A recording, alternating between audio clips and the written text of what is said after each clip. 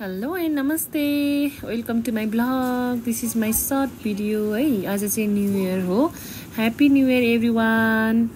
हामी चाहिँ अब आज धाप ड्यामको लागि रेडी भइसकेको छौँ है। यो चाहिँ हामी धाप ड्याम निस्किसकेपछि पनि मास्ती सुन्दरी जलभन्दा अलिकति माथिपट्टिको यात्रा हो। यो चाहिँ यहाँ चाहिँ मेरो फ्यामिलीमा मेरो बुवा आमा अनि त्यसपछि आवास अनि त्यसपछि सबैजना मिलेर चाहिँ अब हामी यात्रामा निस्किसकेको छौँ है। हेर्नुहोस् त कति राम्रो भ्यू छ है। एकदमै राम्रो लाग्यो कि यो ठाउँ। खासमा मलाई चाहिँ भ्यू पनि एकदमै दामी थियो है। वरिपरि चाहिँ हरियो वन जङ्गल, मास्ती आकाश एकदम खुल्ला सफा है। अलिअलि बादलहरू थियो। अनि हामी चाहिँ यो यात्राको क्रममा चाहिँ मेरो पछाडि चाहिँ मेरो आमा बस्नु भएको थियो। अनि त्यसपछि गएर हामी चाहिँ अब सुख दुःखको गफहरू गर्दै गीत गाउँदै है अनि त्यसपछि गएर हिँड्यौँ। त्यसपछि गएर अब तपाईँले देख्न सक्नुहुन्छ यो जङ्गलको बाटो चाहिँ ठ्याक्कै तपाईँलाई भन्नुपर्दाखेरि शिवपुरी नेसनल पार्कभित्र पर्ने भएको भएर चाहिँ तपाईँले विदाउट टिकट चाहिँ तपाईँ जान पाउनु नै हुने रहेछ है। त्यो भएको भएर फर्स्टमा चाहिँ टिकट लिनै पर्यो हजुरहरूले। अनि त्यसपछि चाहिँ टिकट लिइसकेपछि चाहिँ तपाईँले जाँदै हुनुहुन्छ भने चाहिँ प्लिज सिङ्गल चाहिँ नजानु होला। तपाईँहरूलाई चाहिँ रिक्वेस्ट के गर्छु भन्दाखेरिमा एक्लै दुक्लै चाहिँ नहिँड्नु होला। किन भन्दाखेरि योभन्दा अगाडि चाहिँ हाम्रो आमाहरूले भनेको अनुसारले चाहिँ यो बाटोमा धेरै मान्छेहरू सुनलाको मान्छेहरू चाहिँ लुटपाट हुने, मान्छेले मारिदिने ओर्ने सबै कामहरू चाहिँ यस्तो डेन्जर कामहरू हुन्थ्यो अरे कि पहिला यो बाटो।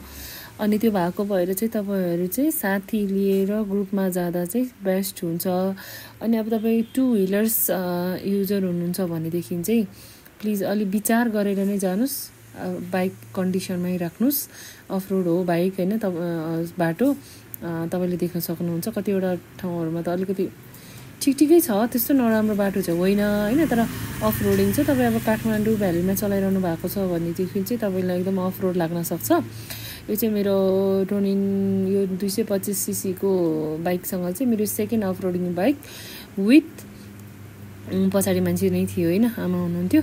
अनि हामी यसरी नै गयौँ। बाटो देख्न सक्नुहुन्छ, बाटो त तपाईँले हाल्नुभयो। अनि एकदमै राम्रो बाटो भनेको चाहिँ यहाँ चाहिँ लालीगुराँस एकदम मजाले फुलिरहेको थियो है। तपाईँले टिप्न चाहिँ पाउनुहुन्न किनभने यो नेसनल पार्कभित्र तपाईँले त्यस्तो कामहरू केही गर्न पाउनुहुन्न। अब हामी चाहिँ नियरेस्ट तपाईँले देखाउँछु है डेस्टिनेसन चाहिँ आइपुग्नै लागिसकेको छ। यहाँबाट जाँदै हुनुहुन्छ धापड्याम जाँदै हुनुहुन्छ भनेदेखि चाहिँ यहाँ जाँदै हुनुहुन्छ भने चाहिँ प्लिज तपाईँहरू है नजिकको डेस्टिनेसन छ यहाँको है। नजिकै भन्नुपर्दाखेरि चाहिँ यहाँ टाढा त टाढा नै हो। तपाईँले अब त्यहाँबाट चाहिँ अब नजिकैको डेस्टिनेसन पनि त्यहाँनिर अब तपाईँको मणिचुर दह रहेछ होइन। त्यो चाहिँ एकदमै राम्रो चाहिँ धाप ड्याम भन्दा नि एकदमै रमाइलो ठाउँ छ। तपाईँ जाँदै हुनुहुन्छ भने चाहिँ प्लिज यो ठाउँ पनि भिजिट गर्नु होला। एकदमै राम्रो ठाउँ छ।